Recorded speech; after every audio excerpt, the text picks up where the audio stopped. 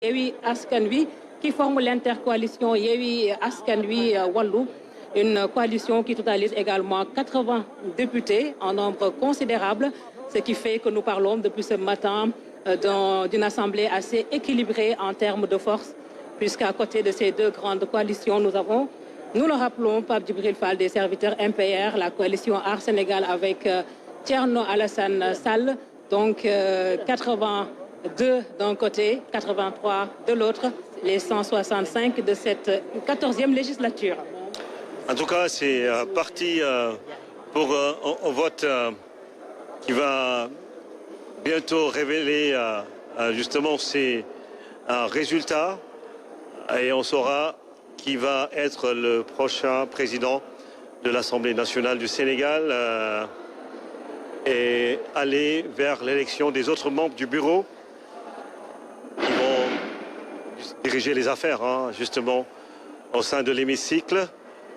Mais jàpp nañu ni bon lépp nee na nem gars yi dal nañu te loolu am na si solo parce que ala kulli al rek démocratie moo tax ñi ñëpp daje fi peuple bi moo leen fal jox leen seeni voix jox leen ndigal waaw ministre yaa ngoog Abdoulaye Seydou Sow Abdoulaye Daouda Diallo je pense que question ministre yi moom dafa mel ni déggoo nañ si je pense que ministre yi mën nañu voter et puis fii rek une semaine 8 jours lañu am pour mën a démissionner si seen poste ou pas je pense que loolu moom lijjanti nañ ko tënk nañ ko ba pare léegi mbirum bulletin yi moo doon coow li moo doon beneen coow li et je pense que dañ si xam dara léegi parce que dafa mel ni déggoon nañu daal si vote bi nu mu war a tëddee. loolu lay niru Ibrahima ndax biñ fiy génn ñu ngi fi génnee ak coow ak jaxasoo ci assemblée nationale mais bu ngeen xoolaatee image yi ngeen gis député yi toog ñu ci bëri nag garder le silence kon xëy na ñàkkul ne am na luñ déggoo. déggoo mënut a ñàkk gis nga classe politique bi ñoom comme ni ma koy waxee rek ils sont voilà on peut s'attendre à tous les compromis quelque part.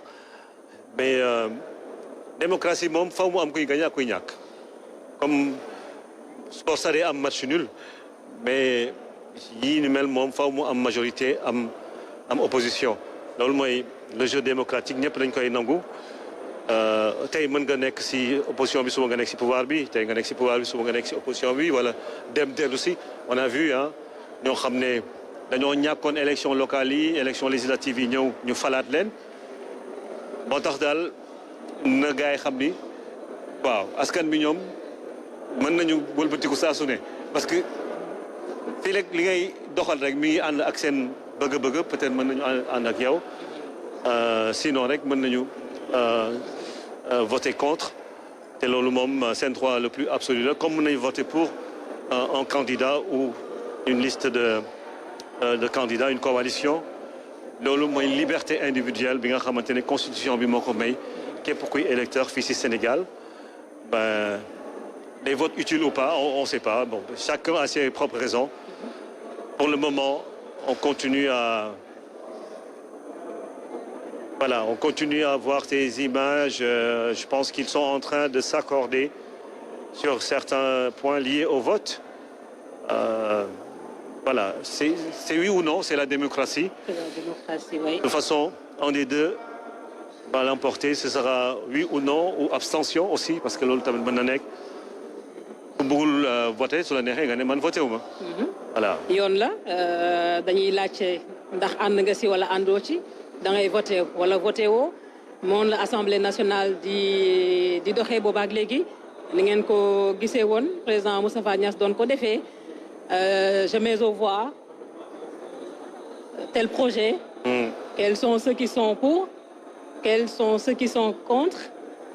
Quels sont ceux qui s'abstiennent? noonu la assemblée di mës a doxee ñan ñoo nangu ñan ñoo bañ ñan ñoo ci mandu loolu assemblée nationale yàgg na fi tey nag ñeenti candidat la ñoom nag ñoom ñi ñoo leen di fal ci seen biir ñu xaarandi nag nan lay mujjee. ndax moom mooy enjeu bés bi moo tax boobaak léegi avancé wuñ ñu fàttali mais ne député yi ñetti candidat opposition bi aussi est-ce que du indi ay je sais pas ay jafe-jafe seen biir. ah du ñàkk parce que su fekkee ñoom 82 la ñu am 3 candidats. exactement. je sais pas ndax 82 yi comment naka la ñuy def pour voter ñeneen ñi parce que 3 candidats divisés par 82 ça fait quoi. je sais pas comment est-ce que du loolu aussi mooy coow lii parce que entre les 3 candidats kan la waa opposition di votel exactement loolu tamit beneen mystère la au-delà de tout ce qui se passe au niveau des textes je pense que am na ay mbir yu ñuy lijjanti seen biir daal waaw moo tax entre Barthélémy Ahmed Aïdara ak Mamadou Lamine Thiam kan la waa opposition di jiital bennoo ñoom benn candidat la ñu am est-ce que ñoom ñëpp dañuy ànd votel ko voilà parce que vote bi teel dafa secret bi nga xam ne kenn xamul luy xew ci biir parce que ku la neex votel te kenn du xam kan nga votel mais jafe-jafe mënul am parce que comme niñ ko waxee booy xool camp majoritaire bi 83 lañ am intercoalition bi 80 lañ am te ci 80 yooyu booy xool de plus près da ngay gis ne ñi nga xam ne ñoom ñooy la grande coalition wàllu Sénégal ñoom lañ ci am daanaka moom mooy 24 députés. boo ñëwee ci ñi nga xam ne ñoom ñooy la coalition Yewwi Askan Wi ñoom ñi ngi ci 39 députés nga gis ne kon voix yi mën na disperser wu un peu bu ñu àndoon xëy na moom moo leen di gën a arrangé. parce que coalition Benno Bokk Yaakaar moom 82 lañ am Pape Diop doolu si muy 83 mais ñoom bu ku ne demal sa bopp bu waayi wàllu rek génnee wàllu day dem xëy na ak ay député am dara leeragul nag waaye xëy na wàllu mën na génn ak ay député am maanaam député yu moom parce que 80 yi dañ koy séddoo am nañu waa Yewwi moom am nañu waa wàllu moom moo tax 3 candidatures yi ce n'était pas l'idéal peut-être pour ñoom. peut-être bon ñoom aussi xamuma lan mooy justifier seen choix yi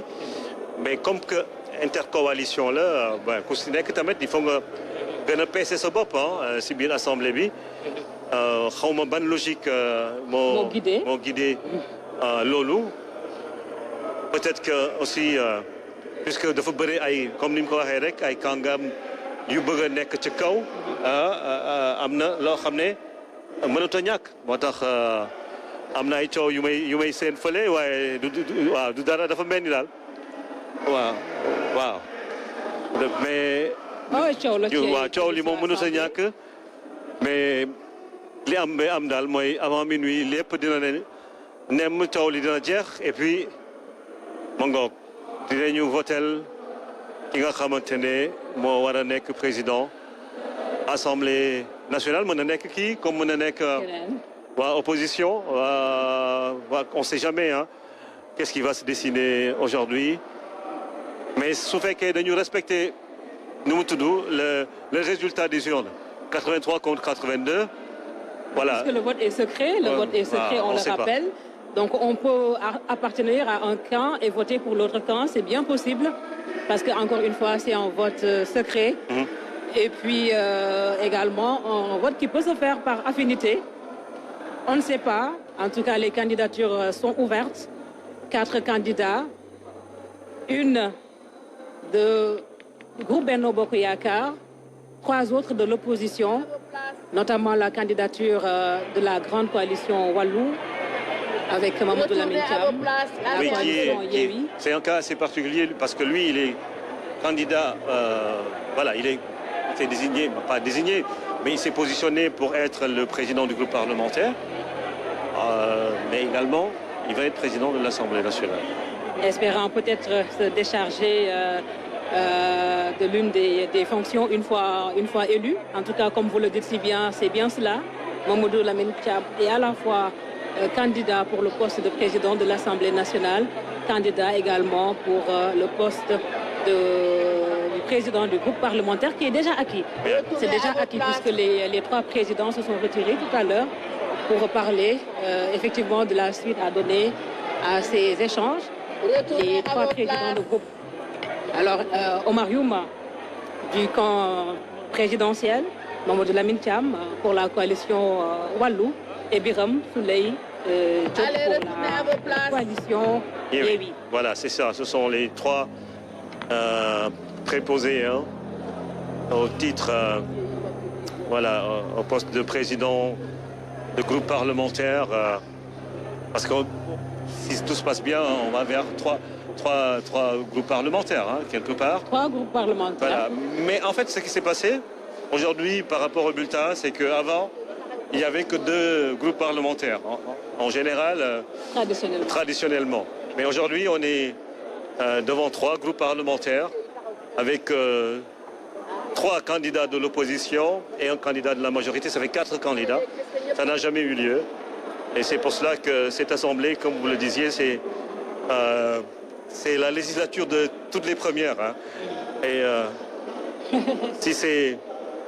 justement un bon départ pour que le landerneau politique voilà, soit plus en phase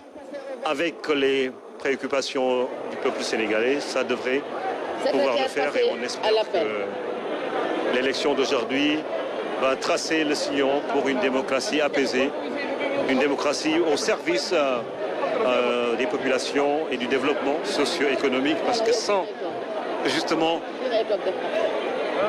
avoir réglé les questions économiques, on aura toujours quelque part des soucis. Et c'est pour cela qu'on doit toujours faire focus également sur les questions économiques pour faire en sorte que tout le monde, comme on le dit, soit dans l'inclusion sociale, voilà, que la croissance soit partagée, et que ce pays se développe en toute quiétude. Espérons, Ibrahima, espérons, comme vous le dites, que cette pluralité soit effectivement l'expression d'une démocratie consolidée, parce que c'est toujours bien d'avoir des forces assez équilibrées à l'Assemblée nationale. C'est une première et on attend de voir ce que cela va donner concrètement en termes d'échanges, en termes de propositions, toujours pour le bien du Sénégal. Un Sénégal qui aspire à l'émergence et qui va vers l'exploitation de ces hydrocarbures, une première également au Sénégal, le Sénégal qui va vers une exploitation assez inédite. Et les députés seront appelés à encadrer tout cela, en tout cas à voir de très près ce qui se passe de l'autre côté au niveau des plateformes, mais également au niveau des lois qui seront propositions, qui seront soumises pour vote. On va vers tout cela et ces députés seront jugés sur la qualité du débat, sur la qualité des échanges, sur la qualité des propositions. Et donc tout démarre à partir d'aujourd'hui, jour 1, mais un jour qui démarre assez mal, avec de vieilles habitudes qui nous rattrapent, des échanges où le certes, cela a toujours été l'ADN de l'Assemblée nationale, des assemblées nationales, mais que ce ne soit pas des débats qui vont constituer des blocages pour la procédure d'installation des membres du bureau de l'Assemblée nationale. Il faut que chacun puisse rentrer en paix. Il ne faut pas ñuy àgg si yenn mbir yi di wax bu ñaaw wala di doronte wala di jàmmarloo. am na yeneen combat yoo xam ne ñi ngi xaar Sénégal. C'est vrai que li fi am tey am na solo, c'est très important, mais ce pays n'est pas fait que de politique. Il n'y a pas que l'Assemblée nationale comme institution, il y a le pouvoir judiciaire, il y a également ses chantiers.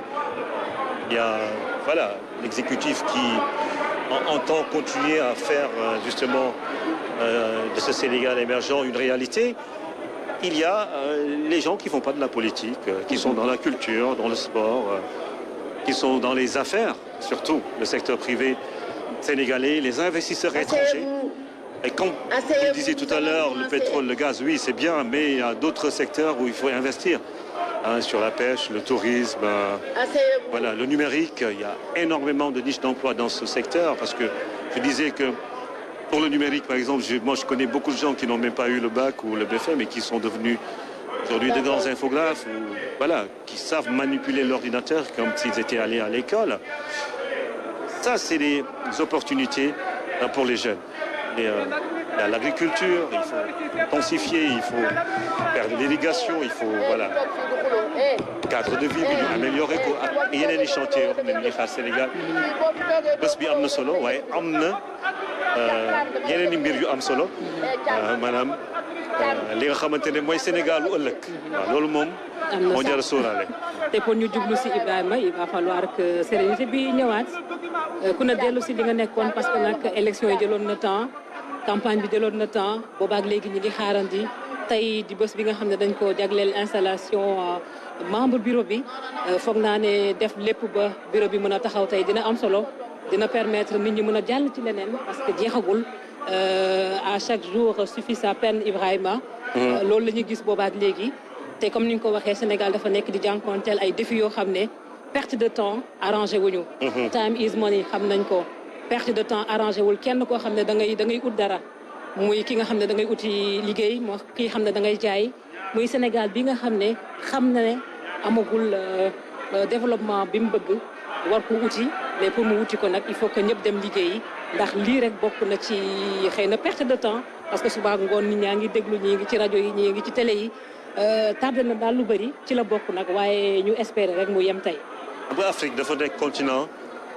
boo xam ne li mu am si ressource làkk jeexalu ko fi mu toll nii dañuy wax ni mooy le continent de l'avenir c'est le continent du présent c'est maintenant que dañu war a former benn capital humain buy tax suñu ressources yi mën ko exploiter fii transformer ko fii di ko jaay fii peut-être sax di ko jéegaane. soo seetloo industrie étrangère yu bëri dañuy ñëw fii parce que dañoo am capacité technique yi ak financière mooy combat bi Union africaine di jéem a mener à travers le président Macky Sall et sans doute avec les autres qui vont succéder Afrique dafa war a yeewu bañ a nax boppam parce que de toute façon tubaab yi duñu mës a xaar ci seen développement duñu mës a taxaw ne dañuy xaar Afrique ñëw dab ñu ñun ñoo war a fexe ba am leadership politique boo xam ne dina mën a conduire lépp luy jëm si mbirum koom-koom maanaam économie parce que réew yu avancé yi yëpp économie lañ ñu rawee soo seetloo. économie mooy lépp. waaw te foofu sax si dëkk yu bëri ils ont réglé les problèmes yu bëri dañ ko réglé problème mu démocratie problème mu xëccoo politique yooyu ñoom lijjanti nañ ko ba pare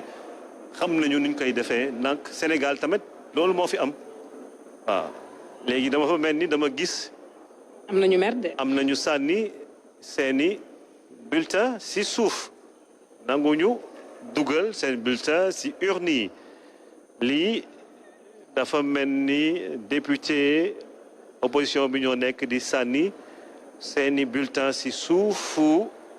urne bi. loolu mooy wane ni ça veut dire que ils sont pas prêts à voter. C'est un acte de boycott? Seuls peuvent le dire. Je ne sais pas trop si c'est un boycott ou parce que quand on s'abstient également, on met je sais pas, on devrait mettre abstention. Voilà, je sais pas. Ci bulletin yi. Mais ni ñu ko defee nii xëy na day wane seen degré de contestation xëy na dañ cee d'accordul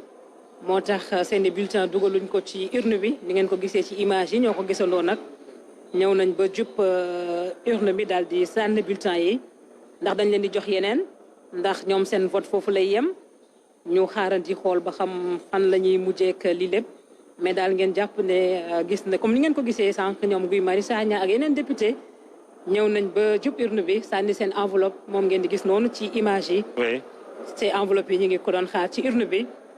message la nag après xëy na ñoom dinañ décrypter message bi nga xam ne moom lañ bëgg a yónnee waaye daal foofu la mbir yi féetee fi mu toll nii fii ci assemblée nationale ñu war a voter ñu fàttali ko président bi kan la ñuy tànneef bi nag pour le moment xaw na tagatémbe ndax ay bulletins ngi noonu ci suuf Ibrahima. bulletins yi bëriwul noonu soo seetloo ay soo compté ay vingtaine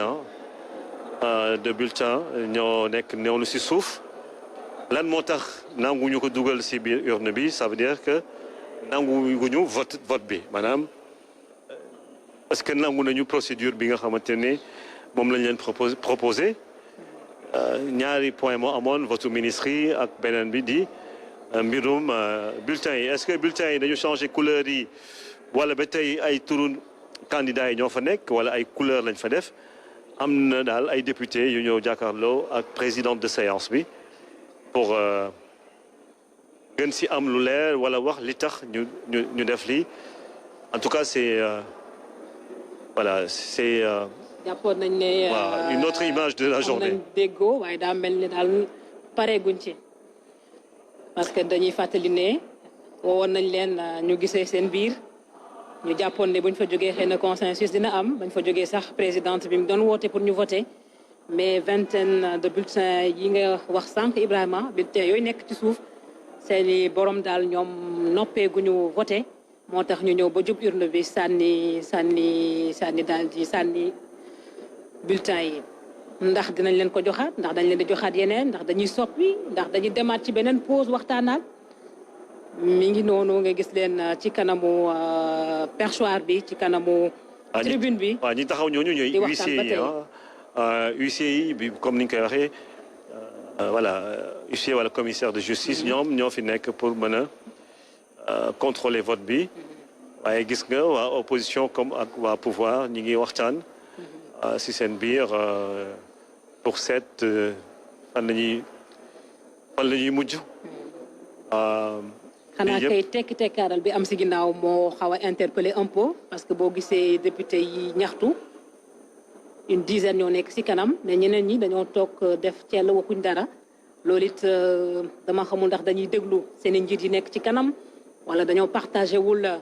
démarche bi loolu yëpp ay éléments de lecture la mais daal ñu xaarandi présidente bi mi ngi surveiller loolu yëpp dina jël kàddu leeral ko. waaw. lii moom comme ni ñu koy waxee rek loi bi rek moo ko mën a tënk ñoom ñu ànd nangu si mbirum bulletin yi bon comme que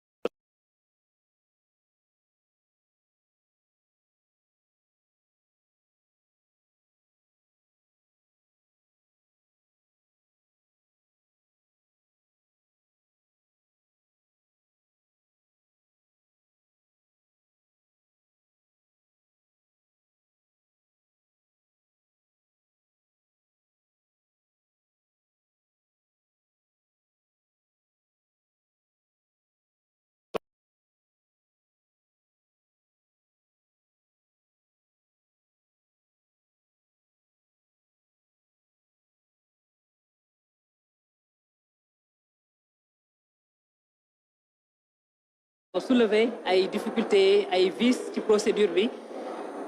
Ibrahima Diédhiou du fàttali ko sànq daanaka ñaari mbir moo tagga témbeel lépp benn bi di ci bulletin yi am na ñoo xam ne bu ñu sañoon candidat yi bulletin bi seeni couleur day niroog couleuru parti bi ñu bokk méngoog parti bi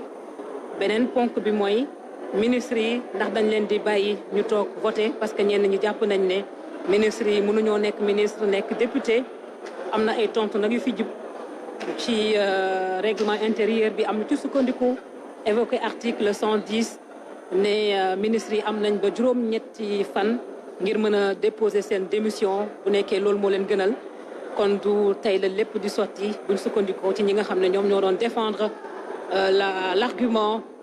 de donc la présence des ministres de la République du Sénégal. Mais quoi qu'il en soit, malgré la pause qui a été observée tout à l'heure, malgré le consensus qui devait être trouvé, le blocage reste réel ici à l'Assemblée nationale. Une assemblée qui était convoquée à 10 heures, mais comme je dis, il est 18 heures passées et rien n'a encore véritablement bougé d'ici. L'Assemblée nationale n'a pas encore son président. Le président qui devra sortir des 4 candidatures déposées sur la table de la présidente de la séance du jour. Alors, c'est cela le principal blocage. Élire d'abord le président de l'Assemblée nationale avant de procéder à l'installation des autres membres du bureau. Mais avant tout, élire le président et nous ne sommes pas encore au bout du tunnel. Ah oui, il y a encore des problèmes sur sans doute la conduite à tenir pour le vote du président de l'Assemblée nationale. Et puis, c'est sûr que, encore une fois, les députés vont devoir accorder un peu leur violon pour qu'on puisse passer à cette étape importante de la journée.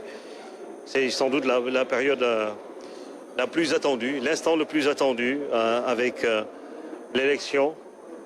de ce nouveau président de l'Assemblée nationale pour la 14e législature. waaye ba tey de mu ngoog man jàpp naa ni si kanam tuuti rek balaa ñuy àgg booru minuit mbir yi dina bouger waat tey daal waaw tey la tey xam naa ni fu ne ñu ngi fay xaaree jël aussi opposition ak pouvoir du ñàkk tamit dañuy jël seen temps pour que seeni experts parce que ñoom ñëpp dañu def ay séminaires xam nga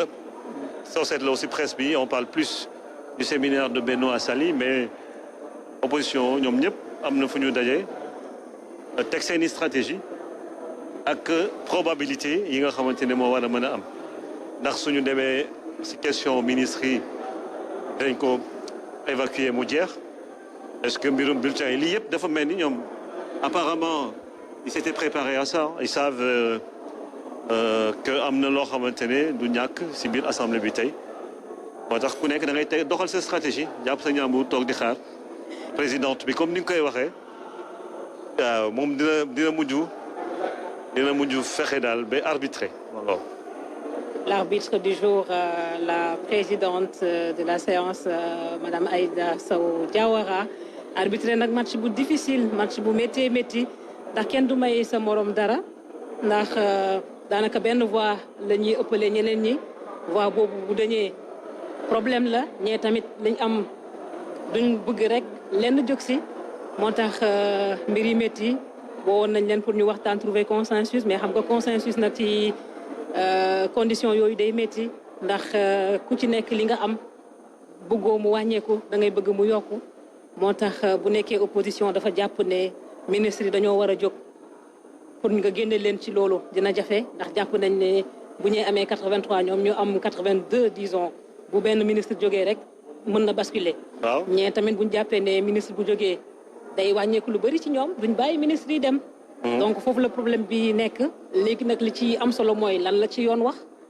mënuñoo fiyewu ci camp bi wala camp bi ci des parce que ku nekk rek say argument ngay avancé ku ci nekk ak li la arrangé mais li arrangé askan wi mooy lan la loi bi wax lan la texte yi wax te loolu nag foog ñu am koo xam ne dina ko mën a interpréter comme il se doit parce que loolu rek moo mën a gindi fi mu toll nii nit ñi lan la règlement intérieur bi wax li mu wax am nañu ko lire mais ndax interprétation boobu mooy bi jaar yoon loolu it beneen débat la waaye daal lépp ngi ci loxo yi présidente bi. waaw maanaam débat bi mooy entre élection député bi ak jour bu muy jël fonction su fekkee ministre la jour buñ koy buy élire mooy le 31 juillet ah. après cour constitutionnel joxe résultat définitif yi. coow li moo doon kañ la ñuy mën a jàpp ni tey la ministre bi. entrer en fonction en tant que député. mooy interprétation. mooy interprétation bi. selon les textes dañuy wax ni tey la mbir yi di commencer. ñenn ñi ne non du moment que cour constitutionnelle joxe na résultat yi rek député boobu jël na fonction. bon su fekkee ci français la bon junj doy na borom xel ku nekk soo xalaatee di nga mën a peut-être faire la différence. ñi xam droit di ñu dégg ñoom aussi xam nañu fan la dëgg bi nekk mais dafa mel ni sax sànq si li ma taataan question votu ministre yi dafa mel ni loolu jàll nañ si leneen dafa mel ni loolu nekkatul problème majeur bi. dama foog ni li gën a indi problème fi ñu toll nii mooy mbirum bulletin yi xaw ma ndax d'accord nañu si def ay bulletins selon les couleurs choisies par les 4 candidats ou ils maintiennent voilà des bulletins avec des noms parce que comme sànq nit nu mu ko waxee rek su député bi mënul lire. Barthélémy. waaw xam ndax moom fii wala moom beneen bi ci des. donc voilà ñoom ñu doon wax ni dañu bëgg candidat bu nekk par exemple Barthélémy am couleur am. candidat wu Benno bi. Amadou Mame Diop am couleur am. Mamadou Lamine Thiam am couleur am ak. Ahmed Aïdara. Bango léegi est-ce que d'accord nañu ci loolu pour ñu mën a imprimer ay bulletins à la couleur des candidats ça c'est voilà nous ne sommes pas encore disposés à vous en dire un peu plus sur la question des ministres. Je pense que ça c'est les textes qui l'ont déjà prévu. Retournez à vos places. Il va falloir s'accorder sur ça. Chef. Définitivement parce que de toute façon comme ni ma ko gisee ni ministre yi ñu ngi toog et pour l'instant gisuma lan mooy tax ñu génn salle bi pour bañ a voter parce que comme ni nga ko waxee benn voix bu manqué rek mën na indi ay jafe-jafe. moo tax ñu jàpp ni dañuy naxante. loolu moom beneen débat la waaw beneen débat la. mooy coow li ak ndax tamit assemblée nationale am na les dispositions techniques qu'il faut là maintenant. Pour imprimer yeneen bulletins s'il faut aller vers ça s'il faut aller vers des bulletins qui soient le reflet des couleurs des partis qui ont présenté des candidats est-ce que aussi l'Assemblée nationale fii ñu toll nii mën na imprimer waat yu bees wala dañuy déggoo ci beneen procédure bu gën a simple yooyu yëpp ay question la ak tamit ndax Ibrahima bu mbir yi bloqué nii Assemblée nationale lañ leen bàyyi ci seen biir ñu régler problème bi wala dañuy dem recourir ci beneen juridiction xëy na pour départager les uns et les autres loolu yëpp question la parce que ni assemblée bi configuré wu encore une fois nga xam ne 83 ñoo féetee fii 82 féetee fii dara leerut ne bu ñu leen bàyyeeg seen bopp dinañ mën a aller vers un consensus mooy li may wax rek xëy na bu présidente bi amul la solution kan moo nar a indi la solution ndax du indi beneen blocage ndax dañoo nar a xaaraat yeneen jour loolu mooy scénario pessimiste bi. Scénario optimiste bi nag mooy. gëm nañ ne balaay minuit. solution dina am. ñoom de l'Assemblée là elle est souveraine ñoom xam nga Assemblée nationale dafa am règlement intérieur am fala kala kuli al faw ñu fexe ba loolu ñu war ko mën a régler ci seen biir xam naa keneen du jógee fële di leen atte keneen du jógee fële di leen atte mooy li may wax rek il faut nag mu am tuuti bonne foi ci li ñuy def maanaam dina am benn instant boo xam ne dëgg gi rek mooy mujj daal faaw ñun nangu ni mbir yi nii la tëddee ku nekk dem voter waaw. parce que compliqué na. waaw compliqué na mais en fait xam nga du mës a yomb. compliqué na lool. xam nga tey duñ la fal sa militant yi toog di la seetaan ngay bàyyi mbir yi di yombee noonu. surtout que ñu si bëre fi ñu toll nii après ñu opposition bi doole bi mu am war na mën a ba prétendre sax diriger Assemblée nationale xam nga waa Benno duñ ko nangu duñ toog di naan di am ay jafe-jafe pour gouverner moo tax ñoom aussi dañuy verrouiller système bi ñoom ñëpp a verrouillé fi mu toll nii ñoom soo gisee xaw ma ndax côté bii la à ma droite mais apparemment waa Benno ñoo nekk nii ñoom daa mel ni déggoo nañu si li ñuy def waaw ñoom daa mel ni foofu mbokk na daal mais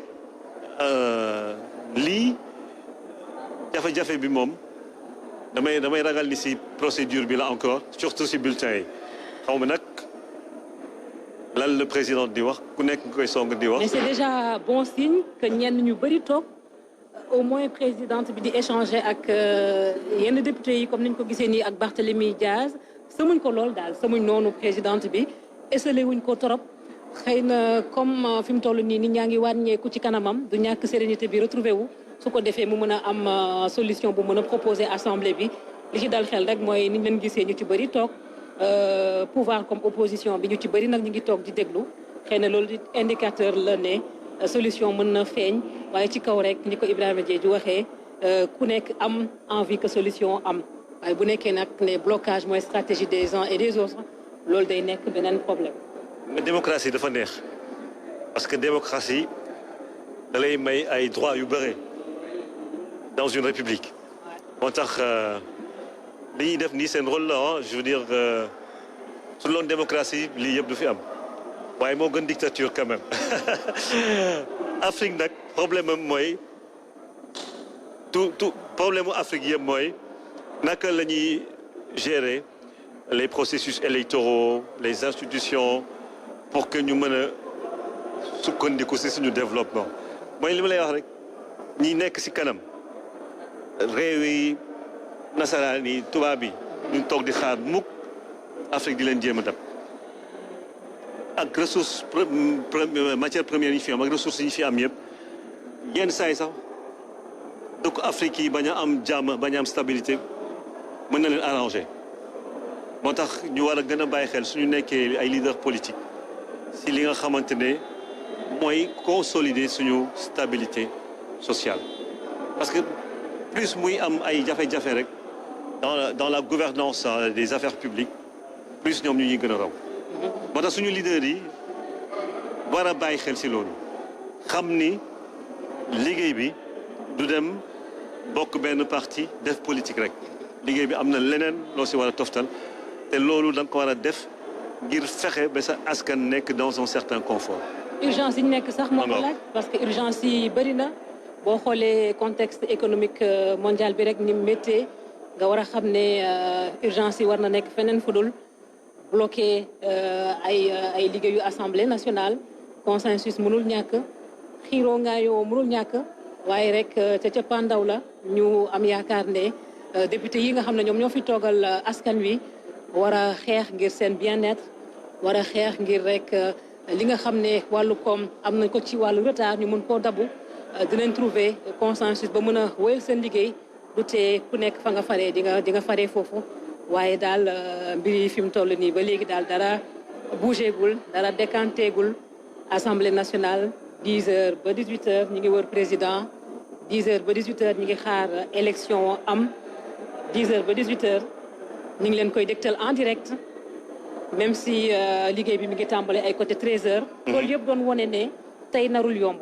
parce que 10 heures lañ leen convoqué ñoom ñëw nañ ca teel. député yi ñu ngi fii daanaka depuis fajar. waaw fekk nañ leen fi ñu toog ñoom ñëpp nag ñëw nañ ca fajar waaye dara yembagul woon mënaguñ woon a toog jublu ci liggéey bi. moo tax ñu xamoon ne kon tey du yomb. waaw comme làmb ji la rek mbër yi yenn saa yi faaw mu am ko jiitu sa morom si arène bi def say débat deex ak ñoom yu seen waaye comme li ma doon wax sànq rek du ay match de football wala ay combat de lutte fii moom tey faaw mu am major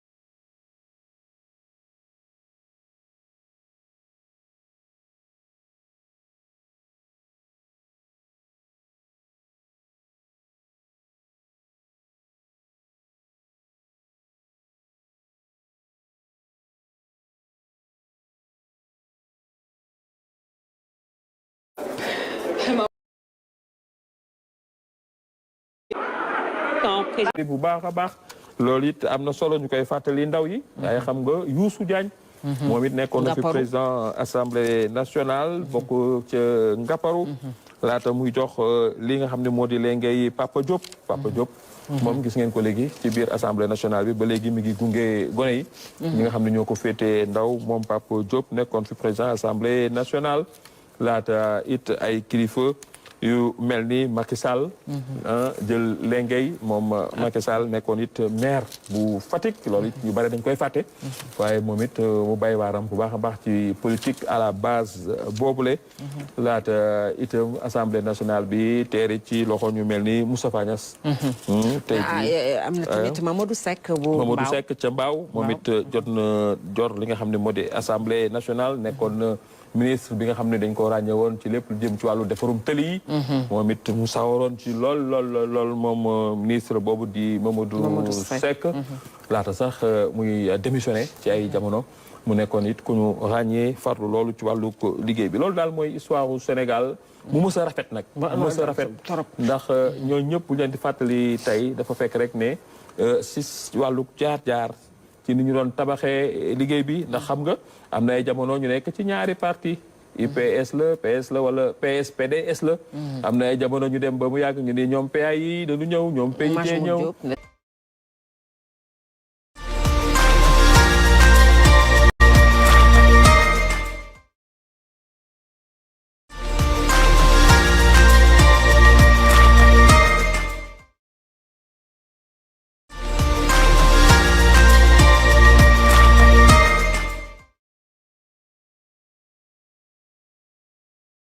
et lui ak questeur yi te soo gisee comme que diggante bi 83 82 la ñu bëree jàpp nañu sax ni vice président yi day am ñeenti opposition ñeenti pouvoir secrétaire élu yi am ñeenti opposition ñeenti pouvoir su fekkee nangu nañu ñoom voté lii moo tax lépp loi bi da ko tënk bon règlement intérieur assemblée nationale député bu nekk war na ko yor ak li mu prévoir dans de pareilles circonstances loolu tax ñu delloowaat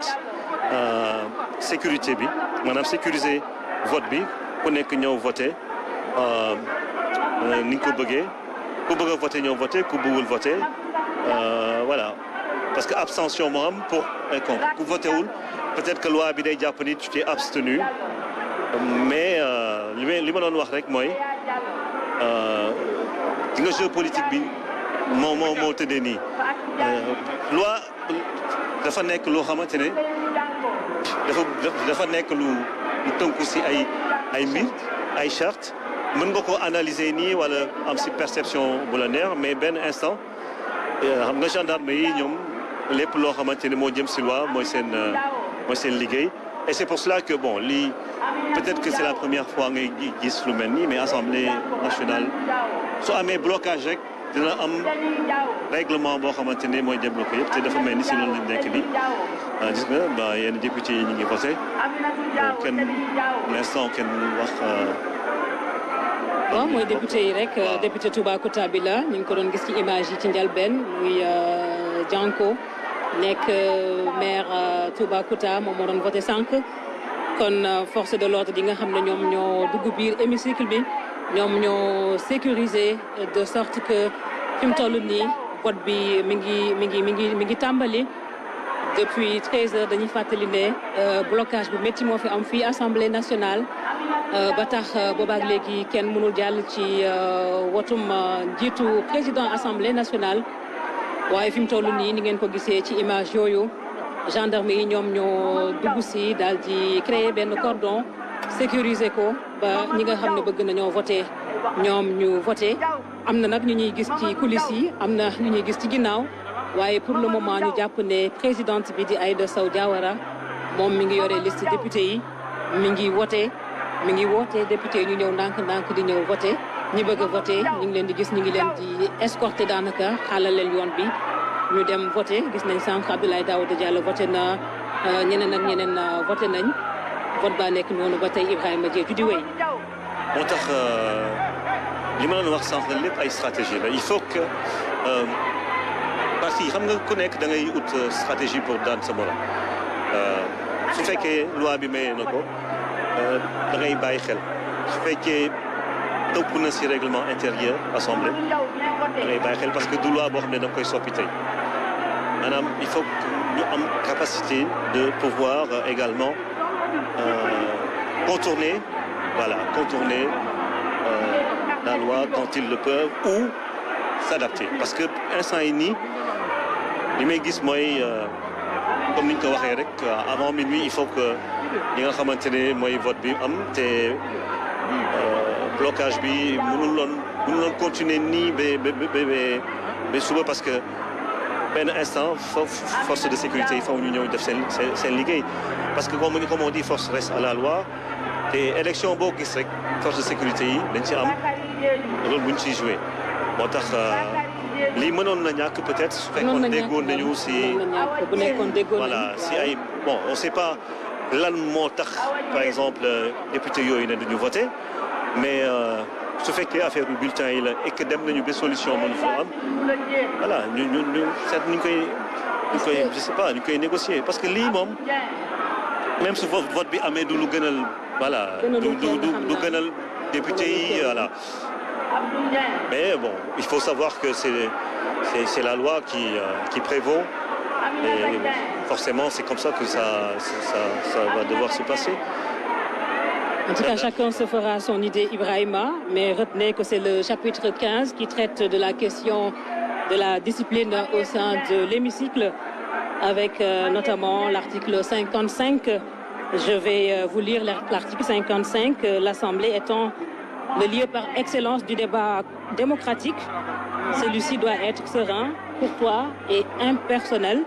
Toute attaque personnelle, toute manifestation ou interruption troublant l'ordre, toute interpellation de collègue à collègue sont interdites pour l'article 55. Alors l'article 56 dit ceci: si l'Assemblée est troublée, le président peut, par un rappel au règlement, annoncer qu'il va suspendre la séance. Si le calme n'est pas rétabli, il suspend la séance. Pendant les suspensions de séance, les députés sortent de la salle de leur propre gré. loolu moom le président bi appliqué woon bi ñuy pause parce que dafa arrêté séance bi pour 10 minutes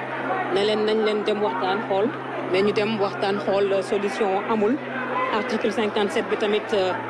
moom lii la wax: les sanctions disciplinaires applicables aux membres de l'Assemblée sont le rappel à l'ordre avec inscription au procès verbal, la censure, l'expulsion temporaire dont la durée ne peut excéder 24 heures. ay indication la rek ci règlement intérieur bi le chapitre 15 article yi bëri na. article 58 ba tey mi ngi ciy xuus. article 59 bi mi ngi ciy xuus. xam naa bu ko ñëpp consulter rek ku nekk dina am idée ci li tax ñu agsi fii tey ci vote bi ba war a mën a sécuriser vote bi député yi di ñëw benn par benn ci voté. Ibrahima mooy li ñu doon wax sànq règlement intérieur bi am na lu mu ci wax. xam naa buñ ko diiree ku nekk dina jéem a comprendre lan moo tax lii ñuy gis nii amu fi mu toll nii. waaw mooy li may wax rek mooy règlement intérieur député yi yëpp yor nañ ko bon je pense que opposition bi voilà parce que affaire yi ay naxante la parce que texte bi il faut nga mën ko interpréter de sorte que duñ la si nax je vois que bon. am na ay député yi voté boo xamee wu seen visage yi moom moo nekk noonu doon voté moo nekk Tivaouane. ok député bu Tivaouane la moom ñu ngi ko doon wax sànq ngi woon ci assemblée bi ci législature yi passé bokk na kon ci ñi nga xam ne miin nañu assemblée bi kon présidente bi moom mooy woote ndànk-ndànk député yi nga xam ne bëgg nañoo voté ñoom ñu daal di ñëw voté. Docteur Malick Diop jiite ASEPEX moom it ci député yi la bokk yi ñu fal bees. mais est-ce que dafa mel ni député opposition yi finalement ñoom ñu voté parce que bon gisuma yenn kanam yi dafa mel ni ñoom ñu ngi taxaw di xaarandi mel ni ñoo nekk côté gauche bon je sais pas ban conduite la ñuy am moo si topp mais démocratie moom du non droit également c'est-à-dire que moo tax il faut toujours texte yi ñu koy jàngat bu baax a baax ba pare di préparer ak yenn éventualité parce que lii peut-être bokkuloon si lu ñu sóoraale. waaw man peut-être nu mu nekkee loo xamante ne xaw nañu rek jaaxal ñu mais. puisque mi ngi si taxi su amee tamit doonul loo xamante ne c'est hors la loi je veux dire moo tax politique daal affaire gudd nopp la daal maanaam c'est pas pour rien que ñuy wax ay ñomboor ak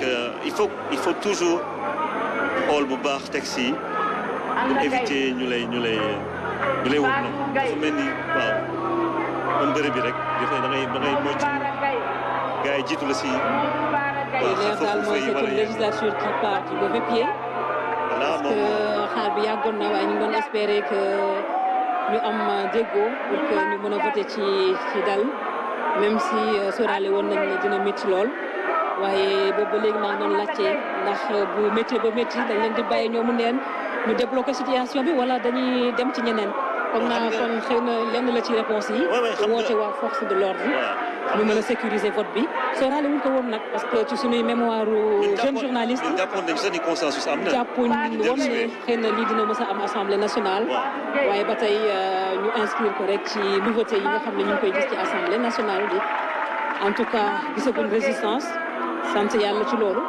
pour le moment ñii ñi ngi voté ñeneen ñi nag disparaître nañ ci caméra yi xamuñ fan lañ féetee waaye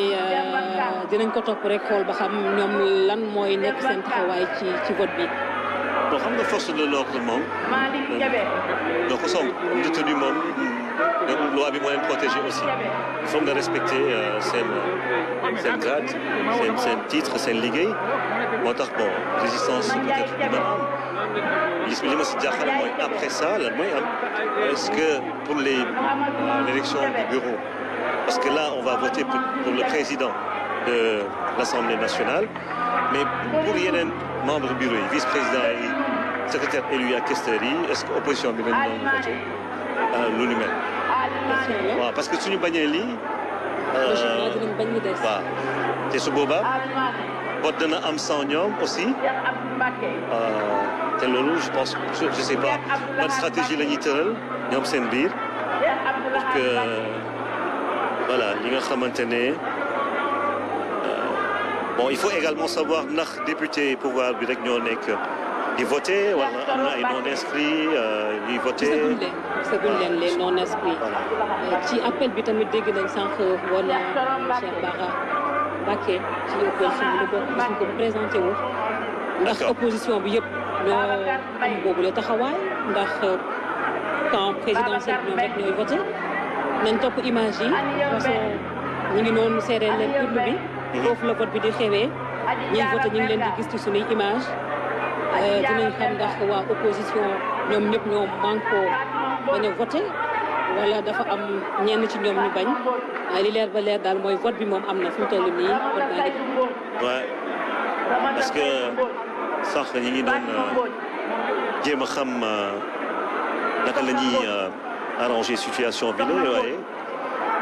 xam nga rek comme li ma loi bi moom su xasee ba taxaw gendarme yi ñoom duñ ci boole lu bëri daal maanaam ndigal la ñuy wéyee rek fexe ba liñ leen wax ñu def ko te fi ñu toll nii dafa mel ni dañuy woo député yi ku nekk ak sa tour waaw nga ñëw voté ku bëgg a voté ku bëggul voté voilà dafa mel ni daal mais nag démocratie ak ay loi moom il faut nga xarañ lool pour bañ ndax la parce que yenn saa yi day benn affaire lay doon et dafa mel ni daal dafa mel ni waa Benno ñoom ils s'attendaient à toutes les possibilités voilà en blocage. groupe la boo xam ne ñu ngi ko doon wax benn njiit lañ am loolu dina leen yombalal lu bëri xëy na parce que bu kenn ki waxee rek ñëpp mën nañ cee tënku mais niñ ko waxee xam nga ne ñetti groupe parlementaire fi mu toll nii ñetti président ñetti candidature mi ngi génn ci opposition ku nekk ak sa camp loolu tamit du yombal mbir yi mais daal li am ba des mooy lii lañ doon laaj sànq ba léegi ndax vote dina am blocage bi bu wëyee ba wëy fan la solution di feeñee règlement intérieur nag nee nañ moo may Assemblée nationale mu faire appel aux forces de l'ordre pour encadrer le vote en tout cas lii lañ gis am na lu ñu leen liiral ci règlement intérieur bi jeexul nag wax nañ leen ne am na yeneen article yoo xam ne ba tey mi ngi xuus ci question discipline yi ak question d'appel aux éléments extérieurs ku nekk dina mën a xam ban interprétation la am ci mbir mi ñun liñ mën rek mooy dégtal leen image yi taataan suñuy micro ñi nga xam ne ñoom la ci seen xam-xam màcc waaye liiral leen article yi nga xam ne mi ngi ci suñuy suufu bët ñu mën koo lire di leen wax rek lan la ci règlement intérieur bi wax mais mbirum interprétation article ak mbirum interprétation loi dafa xaw a compliqué moo tax ba tout le temps ay déggoo day jafe am parce que ku nekk ak ni nga koy interprété. waaw am nga nag am na loo xamante ne am na loi ay nit ñoo ko bind aussi mais règlement intérieur mooy règlement intérieur maanaam loo xamante ne assemblée rek la soxal fii la yem règlement intérieur assemblée rek la yem am nga sudul lii sax gendarmerie yi les forces de défense et de sécurité ñooy gérer lépp luy kaaraange assemblée maanaam sudul sax élection bi bépp projet de loi yu ñu fi voté yëpp soo ñëwee nag fii fekk ay gendarme yoo xam ne ñooy assurer sécurité institution bi assurer sécurité président bi mooy li nga xamante ne moom mooy seen liggéey yemul si bés bile mais bon lii dafa nekk benn cas Guy Marius Sagna laa gis ni xool ko mi ngi dugal voilà enveloppe am waaw xotti ko ba ngoog xotti ba ngoog lii yëpp loi bi may na ko député yi dafa ne day jël urne bi yóbbu ko gendarmerie gis nga waaw gendarmerie nañu fexe ba nangu ko loolu mooy coow li gis nga am na sax ay mbir yu ñuy gis yoo xam ne waaw gis nga am na ay mbir yu ñuy gis yoo xam ne waaw rafetul daal waaye bon biir assemblée lañ nekk ba yenn saa yi soo demee yenn réew yi sax day gën a tar lii mais jàpp nañu ni voilà gendarme bi jëlaat nañu urne bi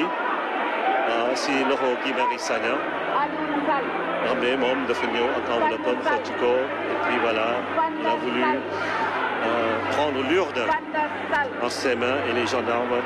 se sont opposés à cela et voilà. Ibrahima président assemblée nationale yi fi jaar muy président Moustapha Niasse muy président Pape Diop di sànq bu romb bëggoon naa xam nag ñoom naka lañ dundee lii ndax mbirum règlement intérieur ñoom ñoo koy faral di doxal dëgg la maa ngi koy fàttaliku keroog ba président de l'Assemblée nationale Moustapha Niasse di woo ki nga xam ne moo doon gérer sécurité assemblée di lii règlement intérieur bi di wax li ko ci règlement intérieur may bëggoon naa xam ñoom ñëpp naka lañ dundee ba su tey bi en tout cas daal doy na waar waaye vote baa ngi dem ñu am yaakaar ne fii ak ñun bi daal dinañ ñibbi incha allah ak liste définitive de l'élection des membres du bureau de l'Assemblée nationale. Thierno Alassane Sall moom député coalition Aar Sénégal la alternative pour une assemblée de rupture moom lañ wane. kii moom man yaa ma tane si gis-gis bi. Abdoulaye Diouf Sarr la. d'accord qui passé léegi. waaw. j'espère que c'est bien parce que instant yi lëndëm na sori nañ. bu nekkul moo tax ñu xam ne du moom en tout cas yéen ñu nekk devant la télé fi mu toll nii yéen ñu am yéen ñu gën a am visibilité. ci vote bi c'est vrai que nous na Abdoulaye Diouf Sarr yére bu weex la soloon. mais surtout par rapport à Thierno Alassane Sall parce que comme moom nee inscrit la. waaw ñu surveiller ndax bokk na ci ñu voté ou pas. Thierno Alassane dugal na enveloppe am. waaw dugal na ma bëggoon leerlu ne moom la ci image bi parce que image yi dafa xaw a guddi fi ñu nekk nii. duñ gis bu baax a baax Thierno moom yomb na xàmmee voilà bi sànq gis naa ko fii mu taxaw di waxtaan ak yenn kilifa yi nga xamante ne voilà ñoom ñoo yàgg nekk si nguur gi àndoon ak président Macky Sall moom ak ñoom Aly Ngouille Ndiaye ñoom ñëpp gis naa leen sànq ñu taxaw di waxtaan fii alors dafa nekk voilà situation boo xam ne bon ñun sóoraale wuñu ko woon mais comme ni ñu ko waxee rek affaire bi daal mooy loi bi daal mi ngi nii Pape Djibril Fall moom mi ngi nii di romb suñu kanam ba moom demagul voté ndax dina ko def wala du ko def waaye mi ngi si téléphone am mu doon voilà vote bi moom mi ngi wéy di dem je pense li si des bëreetul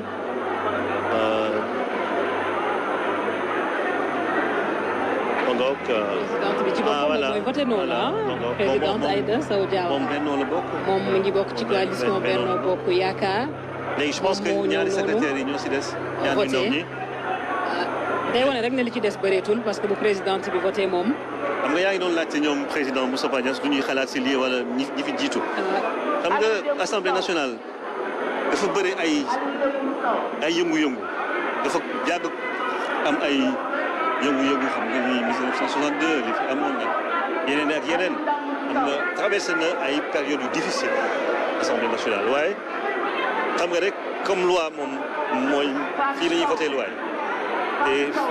fii la loi yi di génnee pour àgg fi nga xamante ne lañ koy appliqué muy pouvoir judiciaire moo tax ñoom ñëpp bon sérénité mooy am parce que la loi c'est la loi même si des fois elle est terrible ou bien elle est contraignante mais la loi reste la loi et je pense que lu ni mel ñoom nga xam ne am nañu expérience ci démocratie xam histoire du Sénégal gis nañu ay période yu jafe-jafe bu fàttee ni am na ay période yoo xamante ne Assemblée nationale yëngu-yëngu yoo xamante ne ñu foog ne Sénégal lu si génn waaye lii comme que élection la te foog élection bi am tey ba forcément dina am nu ñu koy defee si voilà léegi comme on dit les faits sont sacrés les commentaires restent libres ku nekk dina am noo koy analyser noo koy gisee li gënoon jekk ay député yi déggoo seen biir parce que à la kuliyal il faut que ñu dajawaat pour les commissions parce que fàtte ne tey bureau bi la ñuy taxawal mais commission yaa ngi fi bëri lool sax commission finance commission décentralisation 14 commissions yoo xam ne aussi foog ñu taxawal ko commission yi comme que écart bi bëriwul seen biir faaw ñu dañ koy séddoo à la limite maanaam comme que 14 la soo moytuwulee 7 yi ñooy nekk pouvoir 7 yi nekk opposition su fekkee nangu nañu voté li si des mais sinon ñu voté wulee soo moytuwulee li texte bi wax la gars yi di def dañuy poste yu bëri la ñuy jël wala ñu def moo tax ma ne est-ce que tey jii lan moo war a nekk stratégie opposition après ça. loolu moo si jaaxal seen kilifa yi lan lañ leen di wax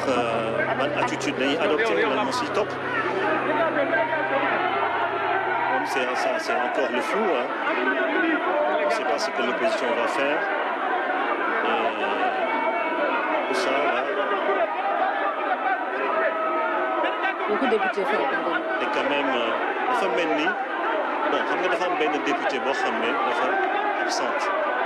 mu yónnee délégué procuration voilà peut-être que loolu la bon je sais pas trop mais tey moom li ñuy tàmm di gis ay Londres noonu ay Angleterre lañu fi dafa mel ni c'est vrai que force de sécurité yi ñoom seen liggéey dañuy def mais Assemblée nationale yi moom sa administration saa day saf sax day jéggi dayoo sax. mais tant que daal. waaw. yu moo doon dernier ci appel bi sànq je pense. waaw Y bi. waaw moom la ñu mujj woo ci liste député yi fi teewoo. parce que Wade moo fi nekkoon te comme remplacé nañ ko. Omar Youm effectivement Y moom Z moo ciy topp xanaa. kon waa Z amul sant Z Sénégal moom sant Z Yad Youm Yad Z nga nekk non Z moom bëriwul waaye du ñàkk nag Sénégal mooy réewum brassage culturel da nga fi gis sant bu nekk du ñàkk en tout cas ñi sant Z bi ñuy dégg ñu ngi leen di nuyu bu baax a baax. est-ce que am na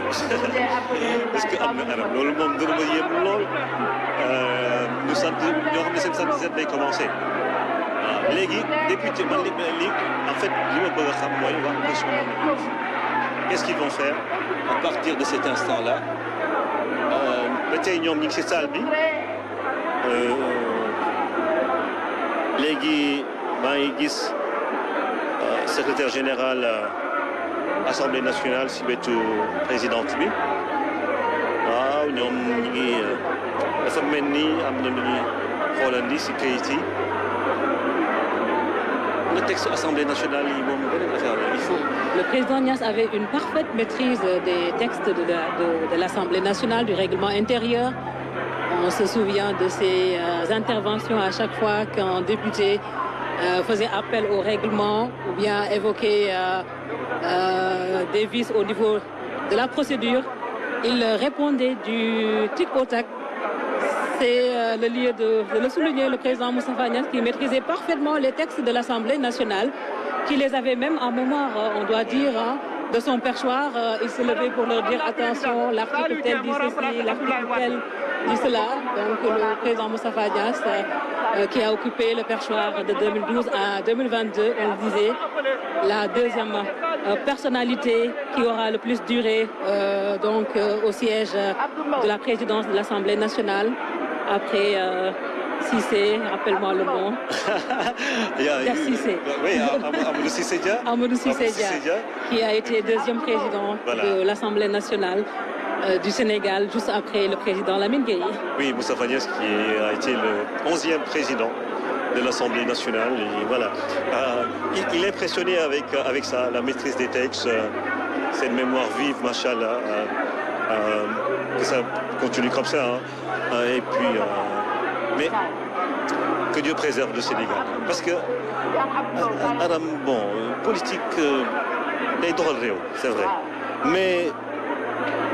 war na gën a mën a rafet daal man jàpp naa ni bonne foi bi war na mën a gën a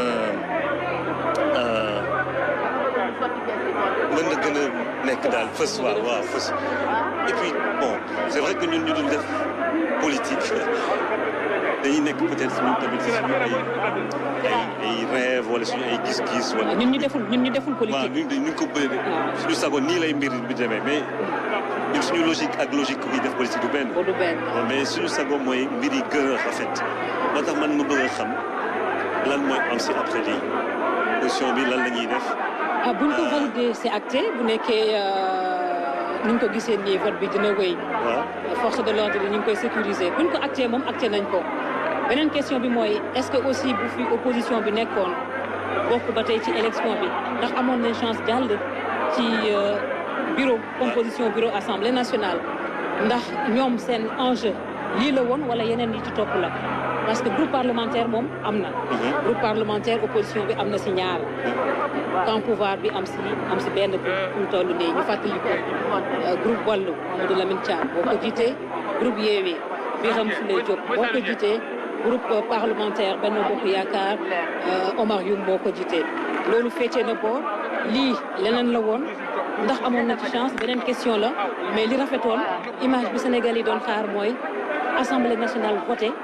lii am mais ñëpp àndandoo voté amul nag moo tax ba force de l'ordre yi daal di ñëw daanaka sa vote bi yemb na fi mu toll nii urne baa ngi noonu ñu koy waaj ubbi su ko defee procéder au dépouillage quoi qu'il en soit daal c'est acté ni mu ko gisee nii vote bi am na buñ defee dépouillement bi ba pare fu ñu jëm rek mooy acté l'élection des membres en tout cas du président mais buñ fàtte ne président ci présidence am la ñuy amalee élection yeneen membre bureau yi cela veut dire que instant yi ba léegi ñu ngi ci acte 1 bi taxawal président assemblée nationale ñu pare ci moom président bi ñëw toog procédé nag ak beneen vote ndax vote boobu ba léegi dañ koy wéyalee ci conditions yi xam naa bu dépouillement bi pare rek dinañ ci xam lu leer. waaw mu loog mbiri de lu nekk daal bu koy peut-être dégg par-ci par-là am na ay information yu ñuy jot mais comme que c'est pas vérifié daal bañ ci sori moo gën lu ñu gis la ñuy wax mooy li nga xamante ne moo fi am force de l'ordre yi ñëw nañu pour sécuriser vote bi voilà député yi bëggoon voté nañu ñi nga xamante ne nanguñu vote bi ñoom tamit ñi ngi taxaw seen boor di xaar peut-être lan moo si topp xam naa du ñàkk ñi ngi concerté wu aussi pour cette bonne position la ñuy adopté mais je pense que puisque assemblée bi faw mu dox à partir de maintenant d'aujourd'hui j'espère que dañu ut ay yeneen stratégie pour mën a bokk voilà pour bokk si ñuy décider parce que lii am suba après beneen enjeu la maanaam s'il laisse le vide le champ libre au pouvoir je veux dire qu'ils vont applaudir ils vont pas cracher dessus ils vont justement jouer sur la carte du règlement intérieur de l'Assemblée nationale et faire passer leur voix moo tax ba léegi ñoom ñëpp ngi si biir mënuñu xam lan lañu namm def parce que kenn génnagul si biir assemblée bi fu ñu toll nii amul benn député bu may seen si biti ñoom ñëpp ñu ngi si biir waaw ñaar ba ñett député isolé yu toog foofu waaw yu toog foofu xaw ma nag ñu ngi sol seen écharpe xaw ma ndax bennoo la ñu bokk wala feneen mais ñi ngi foofu ñi am na ñaari soxna daal yi ma gis ak seen écharpe yu génn toog si biti. Ibrahima yaa ngi doon laajte sànq ndax am na famille yu sant Z ñu ngi manifesté wu nag nee nañ Zerbo am na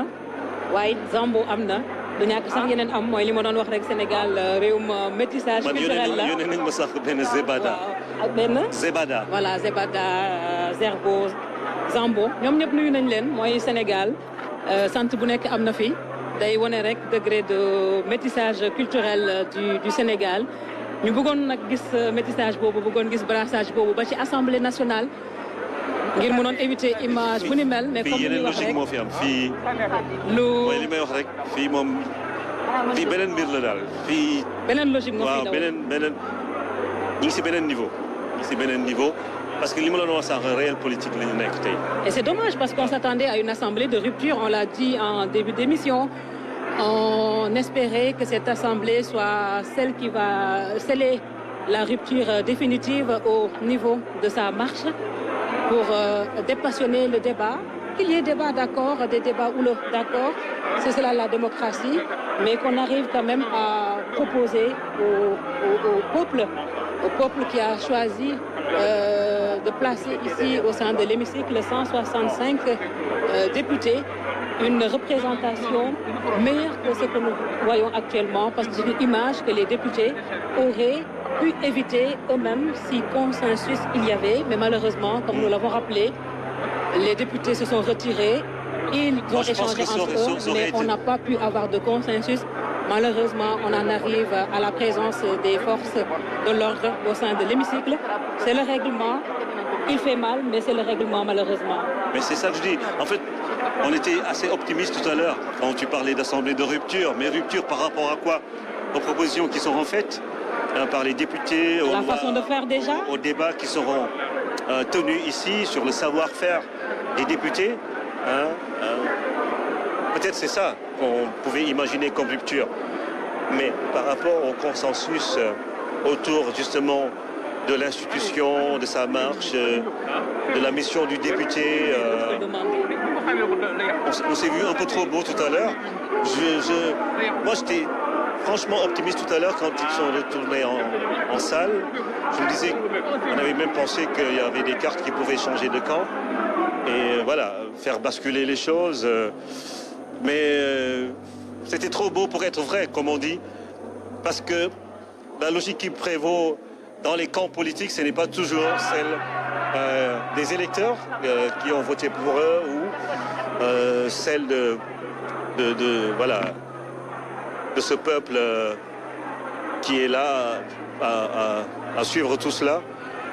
Parce qu'après les élections, ce sont les partis et les coalitions qui commandent. Non,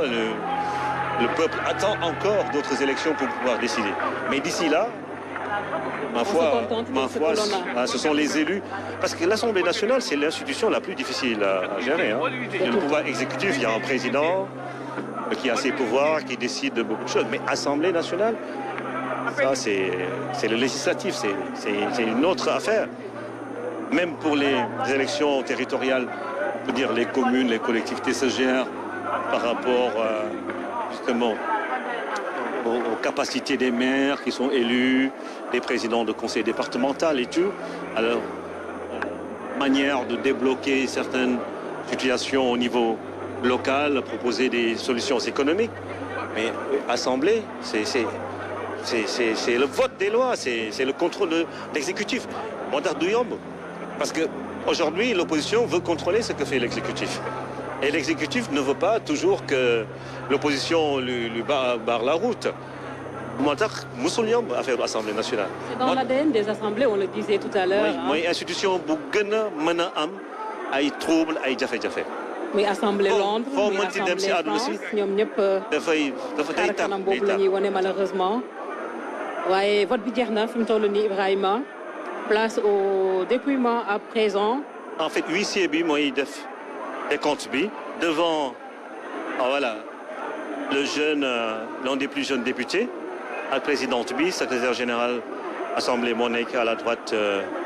de la présidente de séance. Et puis am na beneen jeune député bu jigéen bi bu nekk fee kenn ki opposition la nekk si jeunes yi kenn ki pouvoir la nekk. Bon léegi dañuy def décompte bi su fekkee am nañu plus de 83 députés yu voté ça veut dire que am na ay députés yoo xam ne nekkuñu si pouvoir bi yu accepté voté. mën na nekk su fekkee loolu amul. Je l'imagine peut-être mal, mais je pense que si nous décomptons, ça moi je dinañu àgg si 83 députés yoo xamante ne ñoom pouvoir la ñu àndal. Maintenant su si tegoo su si yeneen enveloppe tegoo rek. C'est parce que peut-être que am na ñu nekk si opposition bi yoo xamante ne dañoo accepter voter mais mën nañu def vote abstention également maanaam ne. dugal seen bulletin fekk na leneen lañ voté. Voilà loolu yëpp buñ dépouillé ba noppi dinañ ci am lu leer ndax fi mu toll nii dinañ xool suffrage yi nga xam ne ñoom ñoo exprimé wu ñaata la su ko defee nag ñu mën a ibbi enveloppe yi wax ne sur tant de votants ñii am nañ lii ñii am li ci des ci loolu lañ jëm waaye dañ koy compter ba noppi xam ñaata député ñoom ñoo voté ñu ngi leen di gis sànq ba léegi ñu doon défilé ci suñuy image di dugal seen enveloppe ci biir urne bi ñaata lañ nag au total ndax 83 députés yi nekkoon tamit ci camp présidentiel bi ñoom ñëpp voté nañ loolu it beneen question la est-ce qu'on aura 83 suffrages exprimés est-ce qu'on aura moins yooyu yëpp ay xibaar la yu ñuy surveiller ñu ngi en direct ak yéen dara du leen ci ump incha allah dépouillement bi lépp en direct lay doon Ibrahima. waaw su fekkee ñu voté ñëpp camp coalition au pouvoir bi dañu bokk. La décompte bi du yàgg 83 au total su demee sax ba 100 du war a jël temps bon mais on sait pas qui mais gis nañ wax nañ ko sànq Thierno Alassane Sall aussi ci image yi. waaw moom à Sénégal la bokk bon ça veut dire que mën nañu dépasser 84 yi bu nekkee ñoom ñëpp voté nañ. waaw comme niñ ko waxee sànq. mais am nañu bëre en tout cas opposition bi dafa mel ni kenn. voté wul même gi bi mu ñëwee. dafa xotti bosam voilà léegi voilà mbir yi tey moom en tout cas dina am daal sans doute ci biir opposition bi loo xam ne ñoom peut-être dañ ko waxtaanee pour mën a adopter benn conduite à tenir xawma lan la voilà présidente bi mi ngi jëlaat kàddu gi di wax je sais pas lan la nekk di wax. Nous allons maintenant passer au dépouillement. gendarme yi ñoom ñu ngi taxaw ba léegi devant justement le perchoir. Je pense que après dañuy lire li nga xamante ne moo di nombre d'enveloppe huissiers yi ñoo nekk noonu ñoom lépp lu jëm si mbirum loi fii si assemblée ñoo koy gérer voilà ñu ngi wax benn Adam su fekkee li muy wax ñu ngi koy dégg ñu xanaa rek ñu dégg.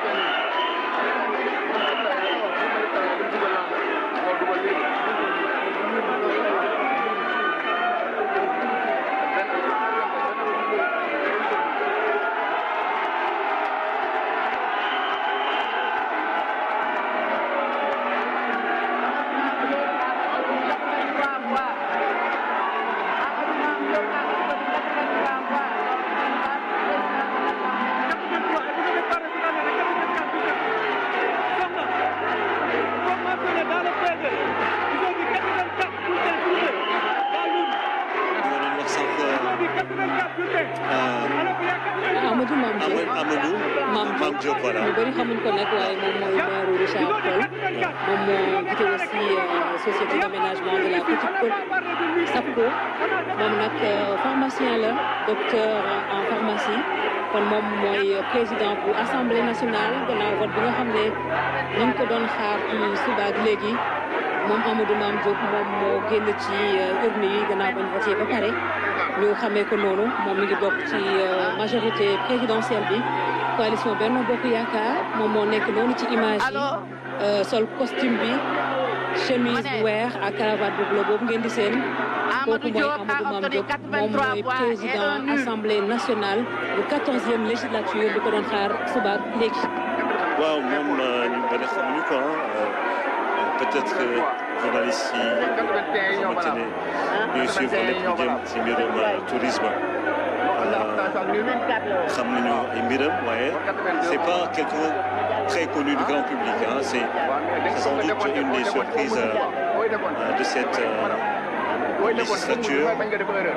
parce que son nom apparemment est sorti sur l'ensemble des bulletins qui ont été déposés dans l'urne pour la coalition Benno Bokk Yaakaar Amadou Mame Diop qui sans doute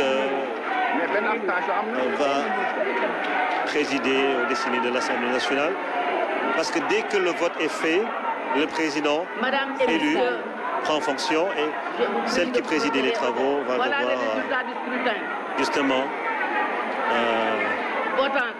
devoir justement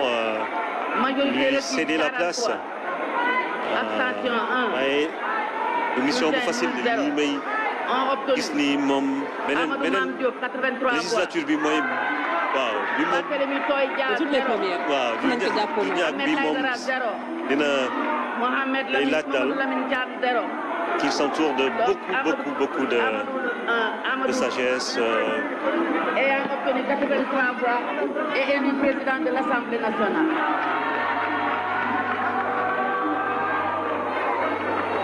Voilà, malgré tout, la présidente de la séance qui a tenu à donner le résultat définitif en attribuant des zéros, on va dire,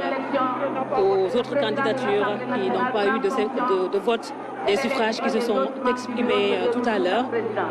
Et donc, comme vous le disiez tout à l'heure, Ibrahima, Amadou Mame Diop va rejoindre tout à l'heure. Avant de céder la place, je voudrais au nom de tous adresser nos très chaleureuses félicitations à notre collègue Mame Diop pour son élection à la présidence de l'Assemblée nationale. En vous souhaitant une parfaite réussite dans vos nouvelles fonctions, je vous invite, M. Diop, à venir occuper le fauteuil présidentiel.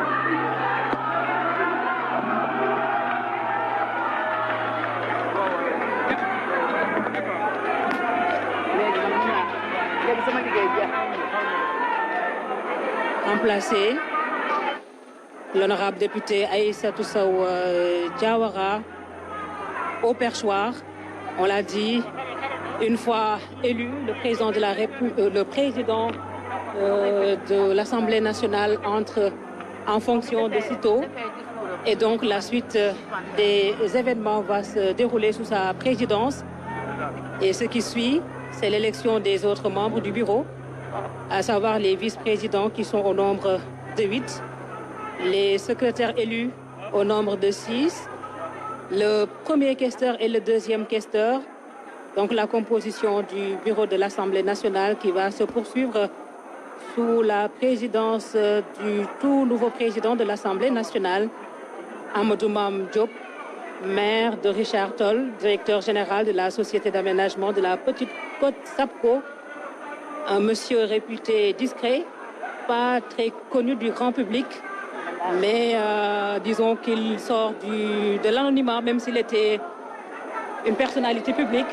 Disons que les 15 millions de Sénégalais découvrent aujourd'hui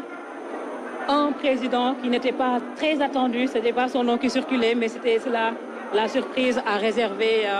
aujourd'hui, on s'y attendait, on s'attendait à beaucoup de surprises. Voilà la surprise, c'est Amadou Mame Diop, président du groupe. Un président bien élu, des membres de son groupe quand même. Oui, il a été élu par les députés de la coalition Benno Bokk Yaakaar, donc de temps que l'opposition n'a pas voté. Voilà, et puis on l'a vu passer tout à l'heure derrière nous pour aller prendre sa place au perchoir. Il ne sera plus DG de la SAPCO, forcément. Il va devoir se concentrer sur ses nouvelles missions. Le président de l'Assemblée nationale du Sénégal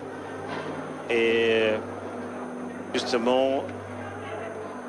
s'affairer à faire marcher la deuxième institution de la République du Sénégal, puis qui a connu aujourd'hui quelques troubles inhérents sans doute aux enjeux autour de cet hémicycle, parce que, comme on le disait tout à l'heure, l'opposition avait 3 candidats pour 82 députés qui sont du côté de l'opposition. Qu'est-ce qui se serait passé s'ils avaient accepté de voter? Ça, c'est également une inconnue, on ne peut pas s'aventurer, puisque ça n'a pas eu lieu. Mais ça aurait été bien de voir quels seraient les résultats du vote si toutefois l'opposition avait accepté d'aller aux urnes avec la coalition Benno Bokk Yaakaar. Alors, parce que bon, dina tax ñu xam nekk li ngay sa poids fii ci assemblée bi su fekkoon ñetti candidats yëpp voté woon nañu. man loolu moo ma xawoon jaaxal maanaam si 80 députés opposition yi suñu waroon voté pour 3 candidats 82 yi yëpp est-ce que nañu nangu voté candidat Yewwi wala candidat Wallu wala Ahmed Aïdara dafa mel ni dafa demal boppam je pense. En tout cas am na daal lu xew peut-être loo xamante ne ñoom rek ñoo xam lu tax ñu boycotté li nga xamante ne moo di vote bi añ ko bon wax nañu waxu urne yi tout à l'heure waxu bulletin yi surtout man jàppoon naa ni sax déggoo woon nañ si ba pare parce que bi ma wàccee di recueillir ay informations si ñenn ñi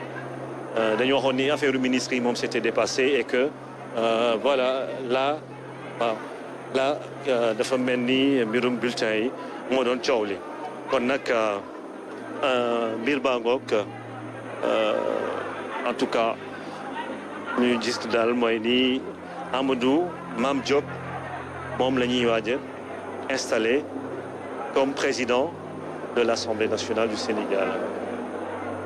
La journée a été bien remplie pour la présidente Aïda Sow Diawara, qui a présidé la séance d'ouverture, la doyenne d'âge, qui a eu une rude journée. Ouais, c'est... Journée de tractation, de débat houleux, mais comme on l'a dit, c'est une habituée de l'hémicycle. Elle n'en est pas à sa première législature, donc elle connaît bien le fonctionnement de l'Assemblée nationale et était sans doute préparée à vivre une journée pareille, puisqu'elle savait que, outre Aminata Dia, qui était pressentie pour présider la séance d'ouverture, c'est elle qui venait parce qu'il fallait remplir les critères. En plus d'être doyenne d'âge, il fallait savoir écrire et lire dans la langue officielle pour pouvoir présider l'élection du président de l'Assemblée nationale. Ces conditions, peut-être n'étant pas remplies de l'autre côté, elle a été choisie d'office pour conduire les travaux de cette plénière. Et comme je dis, elle est assise pratiquement depuis des heures, à 78 ans. Une brave dame, la doyenne, qui a montré beaucoup de sérénité. On ne l'a pas vue paniquer, on ne l'a pas vue beaucoup parler. Elle est restée calme et sa mission est maintenant accomplie. Elle va céder son siège à Amadou Mame Diop, qui est élu président de l'Assemblée nationale. Et c'est Amadou Mame Diop qui va présider la suite. Oui, mais pour l'instant, on attend. Il y a encore, parce que l'Assemblée, c'est l'Assemblée des procédures aussi. Ici, moom comme ni koy waxee rek procédures yi yombul moo tax anam xanaa rek ñu si sa xaarandi ma bàyyi la en attendant de continuer ma jéem a taataan benn information rapidement jéem a xam yenn mbir yi nga xamante ne jot na am fële ca biir. day am solo parce que lépp a ngi xewee ci coulisses yi fa la xibaar yi di génnee parce que hémicycle bi moom wax nañ ko ku dul député doo nekk ci biir donc xibaar yi pour nga am leen foog ngay bouger léeg-léeg di dem di taataan di ñëwaat waaye ñun ñi nga xam ne ñoo faree ci biti gis nañ sànq Amadou Mame Diop jege lool porte bi moom mi ngi woon ci biti mi ngi ànd ak ñi nga xam ne ñoom ñoo koy accompagner pour mu rek daal di egsi ci perchoir bi xam na lépp moo yembagul parce que gis nañ sànq rek ñuy tester micro yi parce que am na solo tamit li des ñu mën koo def ak ay micro yu mucc ayib ba dégg-dégg bi mu mën a neex ndax ñu ngi ko doon fàttali assemblée nationale dafa am régie boppam son yi nga xam ne moom ngeen di gis fii ci assemblée nationale muy génnee fii ci assemblée loolu assemblée nationale ci boppam moo koy lijjantil boppam techniciens yi fii ñëw xam nañ ko caméraman yi fii ñëw xam nañ ko journalistes yi fii ñëw xam nañ ko assemblée nationale boo fi ñëwee lépp luñ fi wax ci hémicycle bi son bi génn moom moo la koy jox ci micro nga koy branché donc bu micro yi xawee am problème rek ñëpp a koy sentir et c'est ce qui s'est passé en début de séance avec des dysfonctionnements qui ont fait que le début donc de la séance a été un peu perturbé par une absence de son, un son assez parasité, on va dire, mais tout est rentré dans l'ordre, fort heureusement. Et il faut à nouveau tester ces micros pour s'assurer que la suite va se dérouler dans les conditions qu'il faut pour qu'on ait une élection suivie convenablement par ces milliers de téléspectateurs qui nous suivent, ces milliers d'auditeurs qui sont également branchés sur les différentes ondes, mais également tous ceux qui émettent via les différents sites internet. loolu mooy assemblée nationale Ibrahima Diédhiou daaw nga ñëwaat yow it tey journée marathon nga. man de amee. en fait dama bëgg bon sénégalais yi xam lu ëpp li fii am daal. vote bi il y a eu 84 bulletins dont un bulletin nul maanaam 84 députés ñoo voté benn bulletin nul léegi lu si topp mooy suñu installé président bi après day woowaat député yi. pour ñu mën a élire vice-président yi ak président yi ak questeurs yi ak secrétaire élu yi lan mooy am mooy opposition il faut mu proposer waat ay tour sànq sax am na ñu ci lim pour ñi nga xamante ne ñooy postuler groupe parlementaire yi affaire yooyu mais il faut que ñoom ñëpp ñu ñëwaat jàllaat si votu président yi ak vice-président questeur ak secrétaire élu anam bi jógee goo fi de moom kay xam nañ ko waaye comme ni ma ko waxee woon sànq rek waajal nañ suñu bopp préparé woon nañ toog ba minuit kon ba léegi ñu ngi ci délai yi amul benn problème incha allah askan wi lañ ci toogal ñu nit suñ mission la niñ sasee député yi ñu toog fii voté loi yi noonu la ñu sasee ñun télévision nationale service public ñu toog tamit toppal leen xibaar yu ñu mel suñu liggéey la amul benn problème fii ba 5 heures du matin sax Ibrahima pare nañ mais comme niñ ko xamee rek